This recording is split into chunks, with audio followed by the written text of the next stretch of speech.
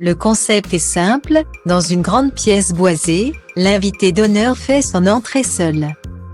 Il découvre un décor contemporain chic, un grand fauteuil jaune et divers objets liés à son histoire comme des livres, des tableaux ou des disques. Ce concept n'est nul autre qu'En Aparté, l'émission de Nathalie Lévy sur Canal+. Absente de la pièce, la voix de la journaliste retentit dans la pièce et interroge la personne présente. Lundi 17 octobre 2022, Stéphane Bern s'est prêté à l'exercice. Plus d'un mois après la mort de la reine d'Angleterre. Le présentateur de Secrets d'Histoire s'est confié sur le choc que cela lui a procuré. Il faut dire qu'après le décès de son père et de son frère cette année, Stéphane Bern a dû affronter la mort.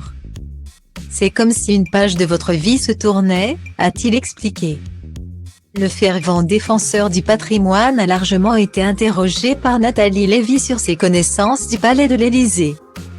Après avoir retracé son histoire et avoué ne pas très bien connaître la demeure, la journaliste l'a questionné sur un important moment de la vie de l'animateur.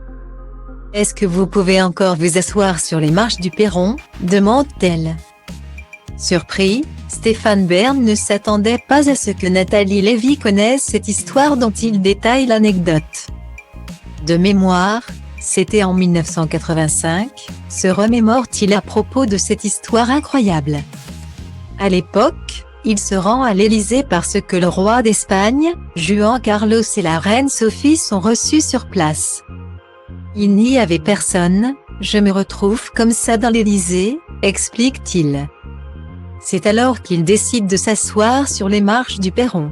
Derrière lui, un homme arrive et lui demande ce qu'il attendait. Je me retourne et c'était Data Link People égale à 0 1808e 498 EB 72 4802 à 958, 791, 88 54 F06 à François Mitterrand. Confie Stéphane Bern. C'est finalement à l'intérieur, avec l'ancien président de la République, que le féru d'histoire va attendre les invités.